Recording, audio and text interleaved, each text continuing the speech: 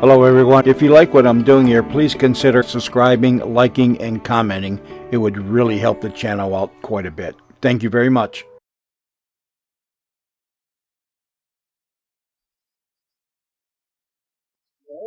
I suppose I am. Matter of fact, the adventure I'm going to relate was one of the most gruesome experiences I ever hoped to encounter. I never think of it if I can help it. Or perhaps I'd better not tell it after all.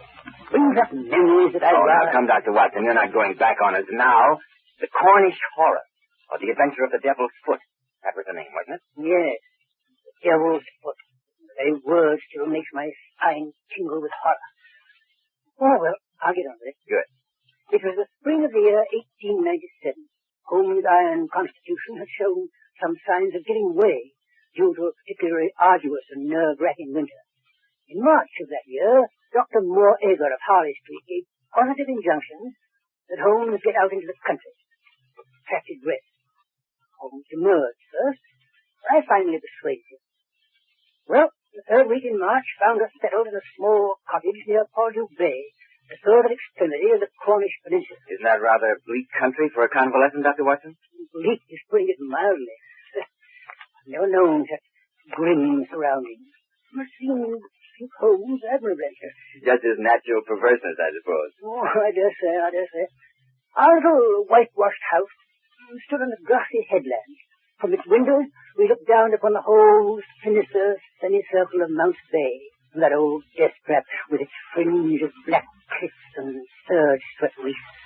On the land side, our view was as somber as on the sea.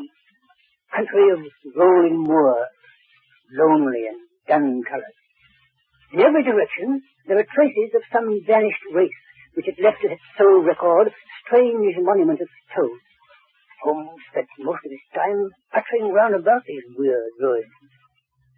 Well, everything was going along peacefully until one morning, our simple and healthy routine was violently interrupted, and we were precipitated into the midst of a series of gruesome and nerve-shattering events.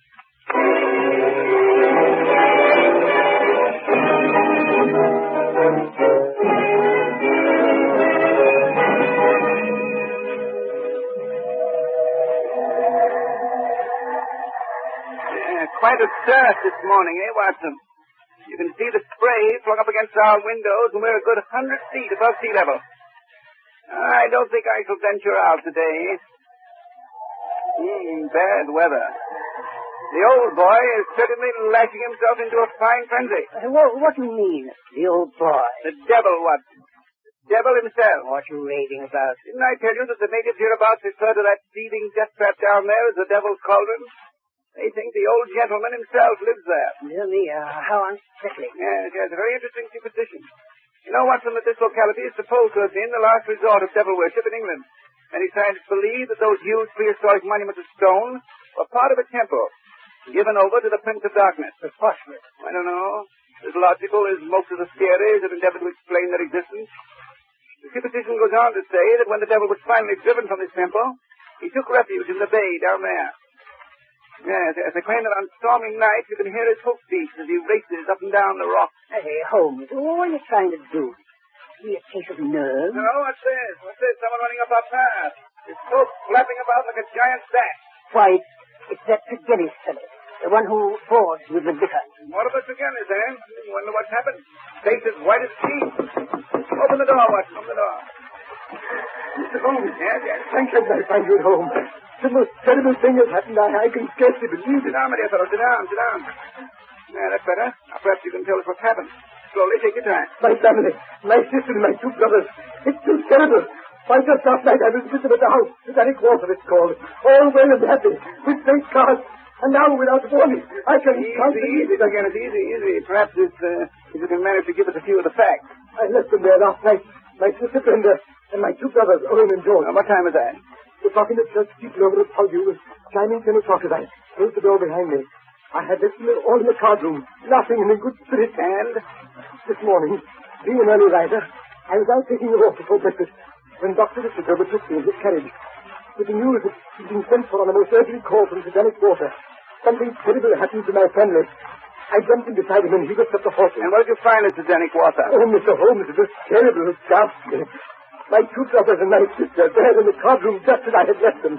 But what a change, what a ghastly change. Yes. Brenda lay back, stone dead in her chair. And my two brothers sat on each side of her, laughing and shouting and singing. The senses spitting clean out of them, and all three of them. My dead sister and my two demented brothers retained upon their faces an expression of ghastly horror, a convulsion of terror. Oh, I tell you. Yes. Dr. Richard at the door to come into sight and fell fainting into a chair. Anyone else in the house besides your sister and brothers? Only Mrs. Porter, the old housekeeper. He said there's nothing during the night. I presume it was she who found him this morning. Yes, she always goes through the house in the morning, airing it out before the family comes down. When she reached the card room, she found them. The shock was too much for her. She had a nervous collapse. We had to put her to bed. I don't understand. Most exceptional case. Most exceptional. That's what we thought. We could find no traces of strangers in or around the house. Nothing was stolen, nothing touched. The vicar believes you're the only one who can solve the case, Mr. Holmes. He insisted I come to you. I'm only too glad to handle the matter, of course. But first I must ask you a few questions. Anything, Mr. Holmes, anything. To begin with, Mr. Tregennis, why do you live with the vicar separated from your family? Any coldness or misunderstanding? Well, as a matter of fact, we did have a slight argument a few years ago. About some property, it was. But that was all settled long ago. We were on the best of terms. Right. Now, Mr. Tregennis, if I will call anything at all that was out of the ordinary. There was one thing that occurred to me. Yes. As we sat at the card table, my back was to the window. George was facing me. Suddenly I saw him look hard over my shoulder out of the window. I turned quickly, and just for a moment I thought I caught a glimpse of something moving. Man or animal? I don't quite know. My brother said he had the same feeling. You investigated? No, Mr. Holmes, we did not. Oh, my. It seemed to me unimportant. Silly, in fact. You had no premonition of evil? No, Mr. Holmes. Would to heaven we had. It's uncanny, that's what it is. Something came into that room, and that something killed my sister and dashed the light of reason from my brother's minds. Something devilish it was. That should prove to be the case. I fear I shall be of very little assistance, Mr. Tregennis. Come, Watson, come. I think perhaps you'd best go down to Titanic Water at once.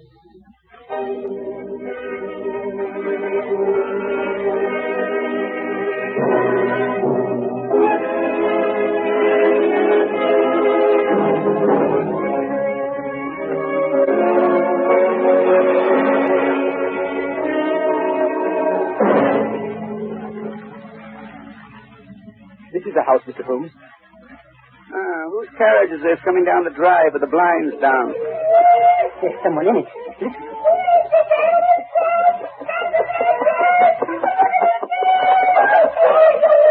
My brothers, my poor brothers. It's Dr. Richard's carriage. He's taking him to Hudson. It's so awful, my poor brothers. Easy, Tregennis. Keep a sip of a lip, man. We've got to find out who's responsible for this atrocity. Yes, I suppose you're right. I'll do my best. Stout fellow.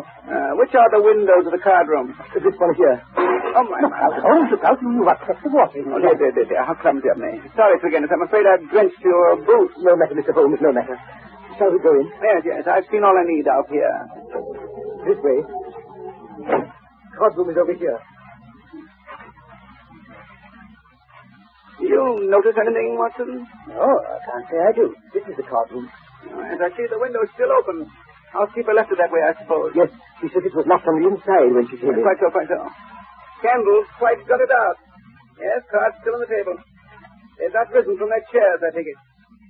And you left about 10. Well, that took the hour of death at sometime before 11. Fire burned out. A fire. Had they always a fire in this small room on a spring evening? It was cold and damp last night, Mr. Holmes. The fire was lit shortly after my arrival. That seems to be about all. No disturbance of any kind. Strange. Oh, come along, Holmes. This thing gives me the jumps. There's something about the atmosphere. As though death was still hovering in the air. I wonder. What are you going to do now, Mr. Holmes? I think I shall resume the course of tobacco poisoning which Watson so justly condemned. Come, Watson, come. We shall return to our cottage. Did anything occur to me, Mr. Tregennis, I shall communicate to you.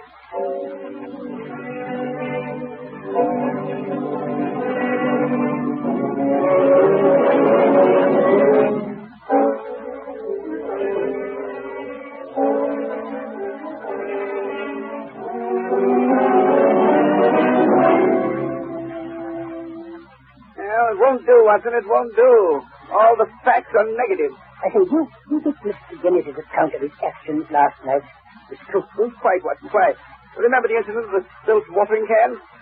Well, I did that to obtain an impression of his foot. I take it you succeeded. I did. With that print as a sample, I was able to trace his movements last night. His story is correct. He left the house about 10, went straight back to the vicarage, and didn't return. Nor did anyone else enter or leave the house. Then it must have been the man or the animal that they thought they saw in the bushes. He must have returned and frightened them to death. There's no such man or animal, Watson. Last night was a dark night, and anyone who had the wish to frighten these people would have been compelled to put his face against the glass before he could be seen. Well? There's a 3-foot flower border outside the cardinal window. And there are absolutely no footprints in there. Yes. It isn't that mean. It means Mrs. Regenna's sister and her 2 brothers were alone when death struck the sister down and drove the brothers insane. Yes. Oh, why, that is supernatural. I hope not, Watson. I hope not. Look, Holmes. There comes another visitor at our house. A stranger this time. Big, savage looking fellow.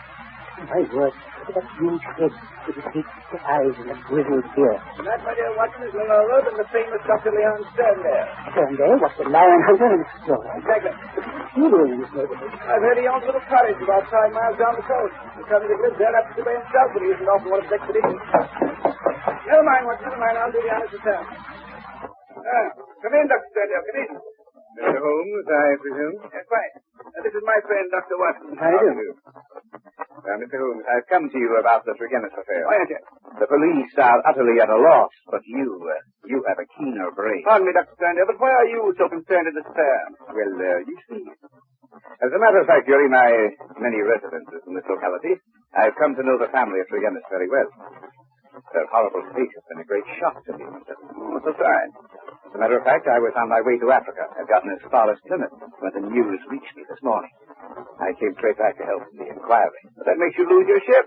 One sailed for Africa this afternoon, if I'm not mistaken. I can take the next. When did you last see the Regenna's family, Dr. Sterndale? I saw Brenda, Miss Regenna, 3 days ago, just as I was leaving for Plymouth. Oh, so you've been in Plymouth the last 3 days? Yes.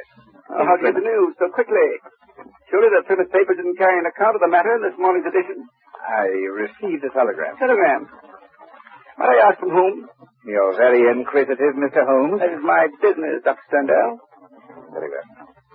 The telegram was sent by the vicar, Mr. Roundcliffe. I see.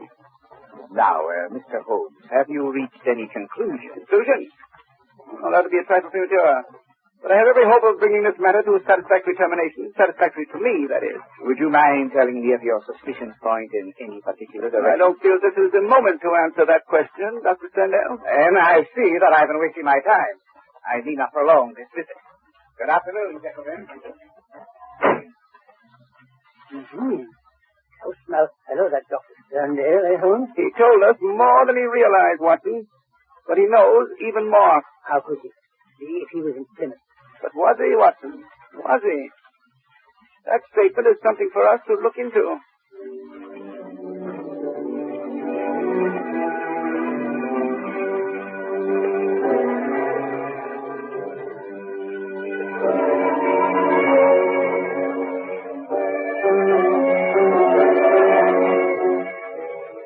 Say, Holmes, must you go on smoking that foul pipe? Why not? Oh, the atmosphere is so thick I can hardly see across the room as it is.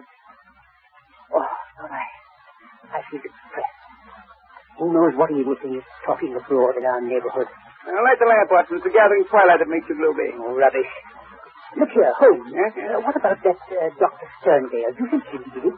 No, Watson. I've been in communication with the Plymouth Hotel. His story is correct. He had been there for the past 3 days. He did receive a telegram from the vicar this morning. And he couldn't possibly have had anything to do with the beginner's tragedy last night.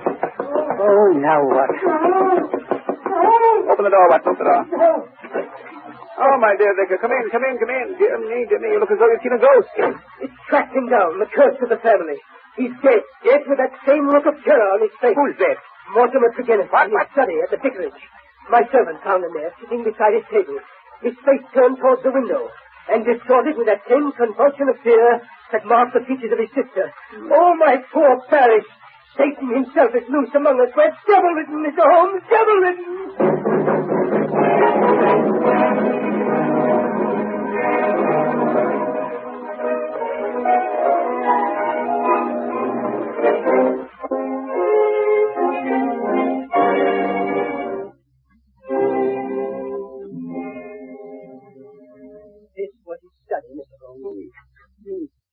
depressing atmosphere. It was worse. I had the servant open the window. He's quite ill from the shock, poor fellow.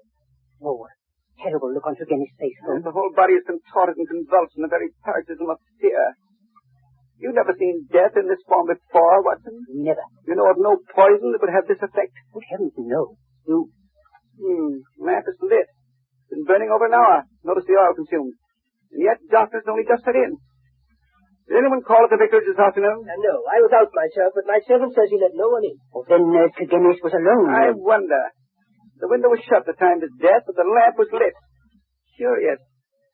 The window. Let me see the window. Yes, by Jove, I think I found something. What's that you're in your pocket, The Holmes? lamp, of course, the lamp. Yeah, notice this powder, which is still in the base of the lamp. Red-brown powder. Give me an envelope, Watson. Give me an envelope. I must have suspected the powder. Why are you so excited about the powder, Holmes? Because it contains a solution of our mystery, Watson. It is the source and the solution.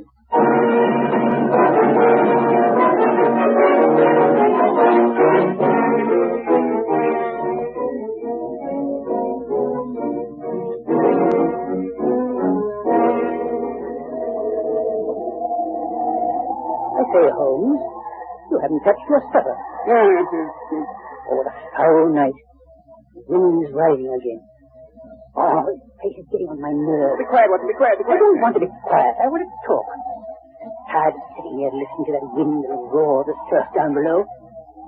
So, well, why did you send for Dr. Stern then? Because he is an authority on obscure African poison. Poison? Why are you interested in poison? Watson, there are two striking points in common in both cases under observation. Yes? In both cases, the atmosphere of the room had a curious effect on the persons of first entities. The housekeeper and the vicar's servant both were overcome, as was the doctor who was called in. That's right. I hadn't thought of that. The room was still stuffy when he entered. Right. In each case, there was combustion going on in the room. The fire in the first place and the lamp in the second. And the lamp was not necessary. It was still daylight when it was lit. Yes, but don't you see? Something was burned in each case, which produced an atmosphere causing strange toxic effects. An unknown poison. Good heavens. I believe we have a sample of that poison in the brown powder spilled on the base of the lamp. But how are you going to prove it? I'm going to burn some of that powder. And notice its effect. Just a small pinch of the powder. Perhaps you'd better leave the room, Watson. Leave you alone in here? Certainly not. I warn you, it's risky. Oh, confound the wind. Well, come on, let's get on with it. Very well. Place your chair opposite mine. Then we can watch each other for developments. Right. Come along, I'm ready. Good. I put a pinch of the powder into our lamp. What an unpleasant smell. Musky. Purple. Nauseous. Oh, listen to the wind. Holmes. I'm afraid. I don't know why. That wind. I can feel my hair rising. Holmes, you see it? That cloud bank, whirling, black and sinister. Oh, it's monstrous. It's concealing something. Something too wicked to imagine. Holmes, it's coming nearer. And nearer. Can't you smell it? Suffering sinister. Hear that? Holmes! Holmes! It's Holmes! Holmes! I know what it is. I can see it. Oh, I can't stand it. It's too terrible. Here, Watson, for the love of heaven. Don't get in. Don't breathe. Yes, I'll smash the window. I'll smash it. Oh, yes, that's better. Now breathe it, Watson. Breathe it in. Good, clean air. Oh, what a narrow escape. I had no idea it was so powerful. I know. It's a poison that affects the nerves, centers of the imagination. The strain is enough to kill a man or drive him crazy. No. Someone's knocking at the door. I thought it was true. The air seems to clean out. Good thing there was a high wind. Here, I'll close the shutters and draw the curtain. Yes, I may open the door. Very well. Come on. I need the curtain. Mr. Holmes, you sent for me. Yes. Come in, Dr. Stern. You look rather pale, both of you. Yes. We've just been conducting a little experiment with the poison that kills Turgenev. You? Yes, Dr. Sternberg. Perhaps you'd like to tell us why you killed Mortimer Turgenev. I? You can't prove it. No? Now let me tell you how you did it. You came over to the vicarage late this afternoon. You didn't want anyone to know Turgenev. He was to let you in himself, but how could you attract his attention? You brought some pebbles with you, pink pebbles, from a heap beside your house. You threw these at the study window. I found some of these pebbles on the windowsill. Forgetters came downstairs, let you in himself. You had a talk with him. Made him light his lamp. Placed a pinch of the poison powder in the flame and left. You're right, Mr. Holmes. I did kill Mortimer again. Yeah. But I'm not guilty of the other atrocity. I swear I'm not. I believe you, Dr. Sterndale. But you know who did do it. Perhaps you'd better tell us about it. Very well. It was Mortimer again, huh? He admitted it before he died. Mr. Holmes, I have been in love with Brenda again for many years. We were to have been married when my work in Africa was finished. I've lived so long in places where man is a law unto himself, I took my own revenge. He killed Brenda. In cold blood, he killed her. I have nothing more to live for. By heaven, I'd do it again. But how did Mortimer Tregennis get hold of the poison? It was something unusual, almost unknown. Yes. It was powdered at Diaboli. Diaboli. Demon's foot, eh? Yes. A root found in Africa. It's shaped like a foot, half human, half toad-like. I have the only specimen in England. And you showed it to Tregennis? Yes. He was over the other afternoon when I was packed. He was interested in my African curiosities, particularly this powder. I thought no more of the matter until I received the vicar's telegram and learned how they had died. I returned at once. On looking into the tragedy, I was convinced Mortimer Tregennis was the murderer, and that he had done it to gain control of the family fortune. Now, there was a crime, but what was to be his punishment? What jury would believe such a fantastic story? No. I decided to take the law into my own hands. Perhaps, if you have ever loved anyone, you will know how I felt. Dr. Sterndale, what were your plans when you set out for Finniss? I had intended to bury myself in Central Africa. My work is only half finished. Go and finish the other half, Dr. Sterndale. I don't feel called upon to prevent you.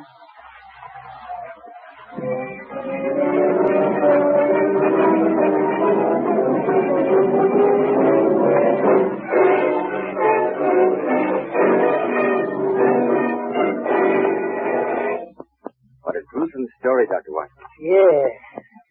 Next to the famous Hound of the Baskerville adventure, that was the most gruesome experience we ever had. There's just one thing I'd like to know. What did you think you saw in that cloud of smoke? Mr. Bell, you'll have to believe me when I tell you that it was too horrible to mention. Just to think of it is enough to make my blood turn to water. I don't wonder. Well, let's not think about it anymore. Ladies and gentlemen, today those who need money for emergencies will find that the Household Finance Loan Plan makes that money available quickly and privately. Quickly because there is no red tape involved in the making of a household finance loan. Privately because you need not call upon relatives or friends for help. The Household Finance Loan Plan is truly the simple modern way to borrow cash.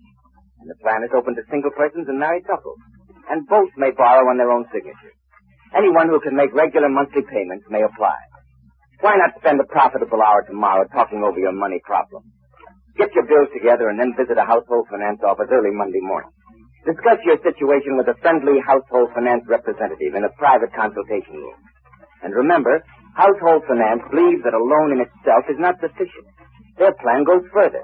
Once a household finance loan has helped you make a fresh start, Household's Doctor of Family Finances will help you keep even with the help of his money management plan of ordered spending. Ordered spending is not another old-time, cut-and-dried budget system, but a practical method of stopping those tiny leaks in the family pocketbook that are daily robbing you of many of the rewards of life. Act Monday. Don't delay. Arrange for a household loan and help yourself to a fresh start. There are 193 locally managed household finance offices in 134 cities, and you'll find an office conveniently located in your city.